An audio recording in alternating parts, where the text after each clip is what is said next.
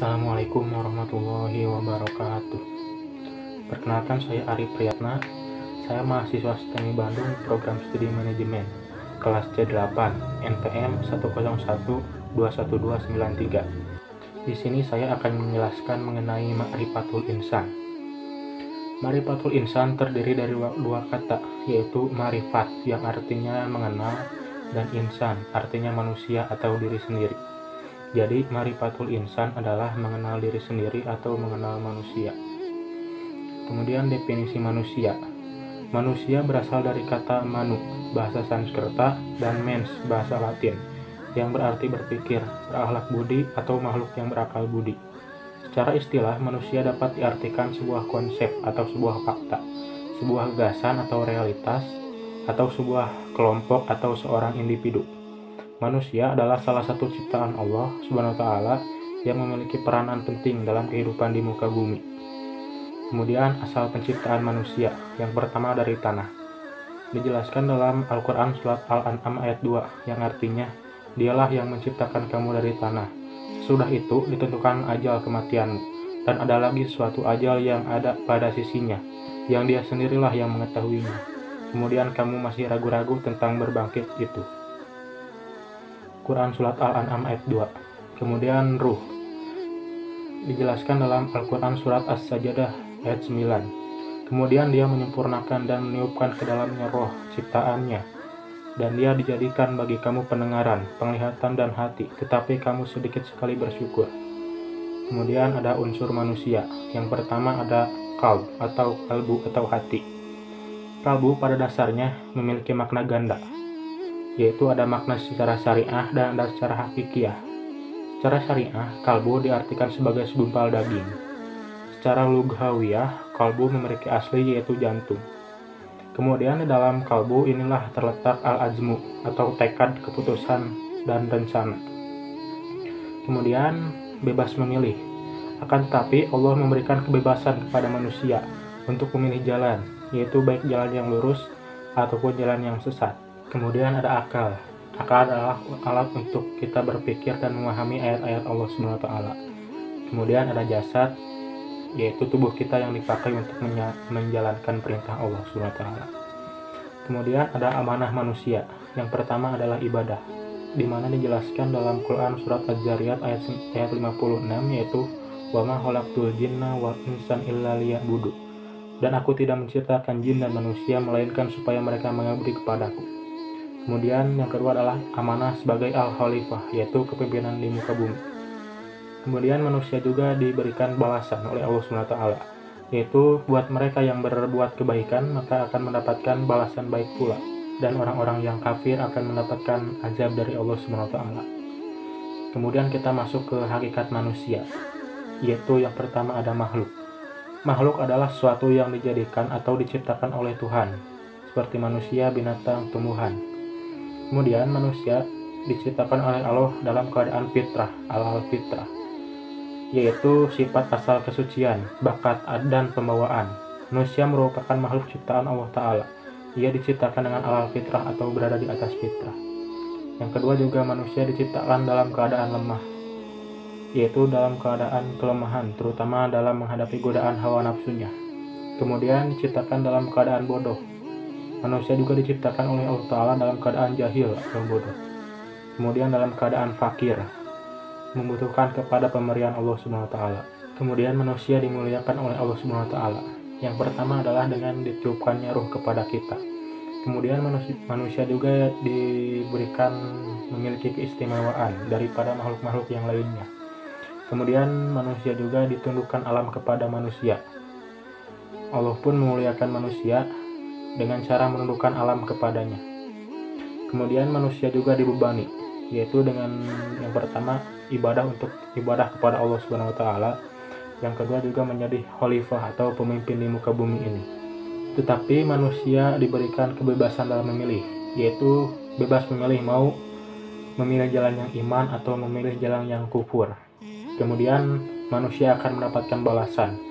Balasan yang pertama adalah berakibat surga bagi orang-orang yang beriman dan bertakwa, dan balasan neraka untuk mereka yang kafir.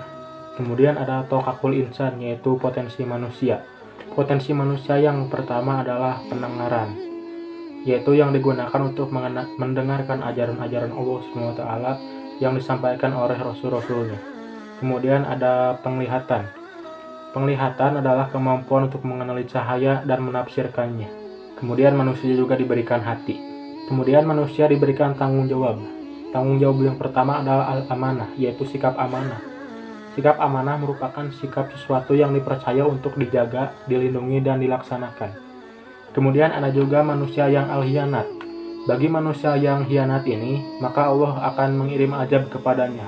Dan orang-orang yang berada di al-hianat ini, Allah Subhanahu wa taala mengumpamakan mereka seperti kal-an'am, yaitu seperti binatang ternak, kal-kalbi sebagaikan anjing, kal-kidri seperti monyet, al-kasabi seperti kayu, al-hijaroh seperti batu, al-himar seperti keldai, dan an-ankabut seperti laba-laba.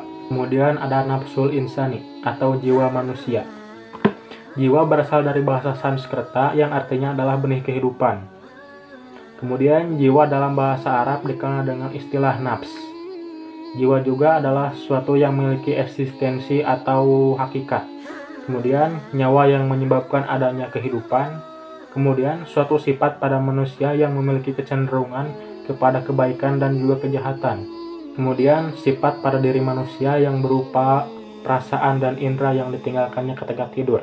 Kemudian nafsu itu ada 3. Pertama adalah nafsul mutmainnah, yaitu jiwa yang telah mendapatkan ketenangan, telah sanggup untuk menerima cahaya kebenaran sang ilahi, juga jiwa yang telah mampu menolak, menikmati kemewahan dunia, dan tidak bisa dipengaruhi oleh hal tersebut.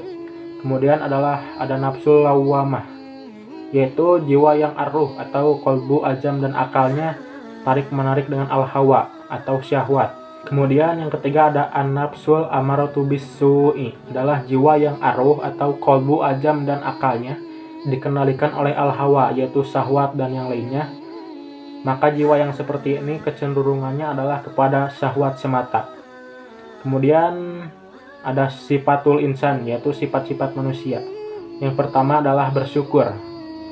Hal ini tiada lain karena kita menyadari bahwa seluruh kenikmatan yang dirasakan selama ini berasal dari Allah Subhanahu wa taala. Sebagaimana firman Allah dalam Quran surat An-Nahl ayat 18, yaitu wa in ta'uddu ni'matallahi la tuhsuha, dan jika kamu menghitung-hitung nikmat Allah, niscaya kamu tak dapat menentukan jumlahnya. Kemudian sifat yang kedua adalah penyabar. Manusia menyabar.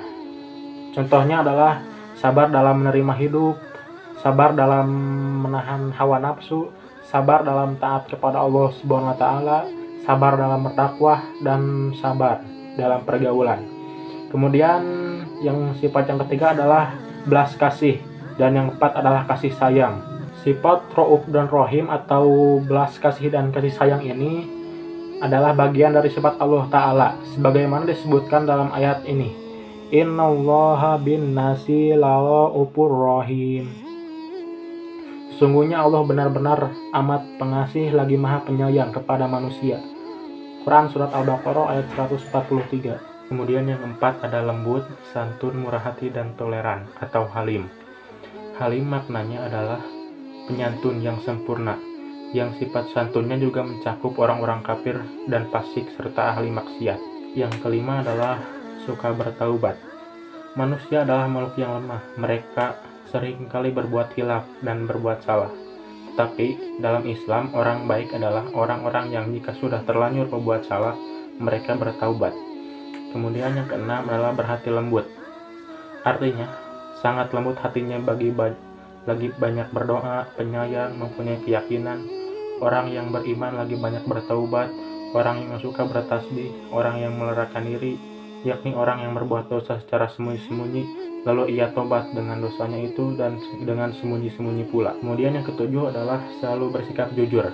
Mereka yang mentazkiyah jiwanya pasti akan berusaha menghiasi dirinya dengan sifat kejujuran.